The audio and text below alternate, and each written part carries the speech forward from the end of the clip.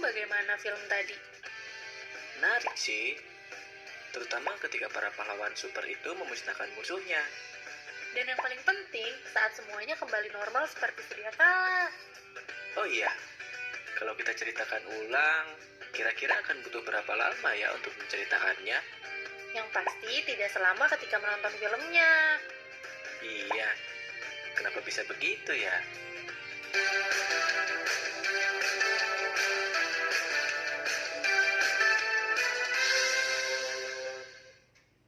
Hai teman-teman, setelah melalui 3 journey dalam teks eksplanasi, adakah teks yang menurut kalian terlalu panjang sehingga kalian kesulitan dalam memahaminya?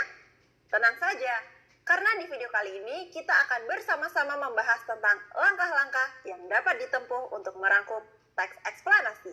Yuk kita mulai! Kegiatan mengabstraksi merupakan kegiatan membuat ringkasan, intisari atau garis besar suatu teks. Mengabstraksi dapat dilakukan dengan menuliskan garis besar teks tersebut dalam beberapa kalimat. Meski demikian, tetap harus memperhatikan bagian-bagian pentingnya ya. Sebuah teks eksplanasi dipilah dan dipangkas dengan mengambil bagian-bagian pokok dan membuang hal-hal yang bersifat tidak penting, atau dengan kata lain, menemukan pokok permasalahan sebuah tulisan dan menyusun kembali dalam tulisan yang ringkas. Langkah-langkah membuat abstraksi teks eksplanasi secara umum yaitu sebagai berikut.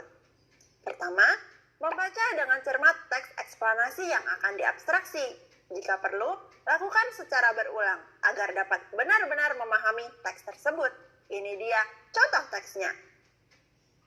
Wah, panjang juga ya teksnya teman-teman, tapi tenang, karena akan kita abstraksi atau rangkum bersama. Yang kedua, mencatat pokok-pokok pikiran yang ada dalam teks eksplanasi tersebut. Contohnya seperti ini ya teman-teman, kita dapat mencari dari ide pokok pada setiap paragraf. Nah, yang kakak tandai ini merupakan ide pokok dari setiap paragrafnya ya. Langkah ketiga, menyusun bagian-bagian penting atau pokok pikiran teks eksplanasi sesuai dengan struktur teksnya. Nah, kurang lebih seperti ini jadinya. Keempat, menuliskan kembali bagian-bagian penting menjadi paragraf abstraksi yang padu. Setelah abstraksi tersusun, lakukan perbaikan-perbaikan yang dianggap perlu, baik itu dengan mengubah kata-kata tertentu, menambahkan konjungsi, maupun kata-kata lain yang diperlukan, sehingga abstraksi yang disusun sesuai dengan yang diharapkan dan tada, ini dia hasil akhirnya. Mudah bukan?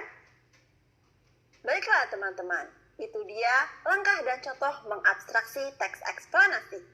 Untuk materi selanjutnya, kita bahas di video berikutnya ya. Sampai jumpa!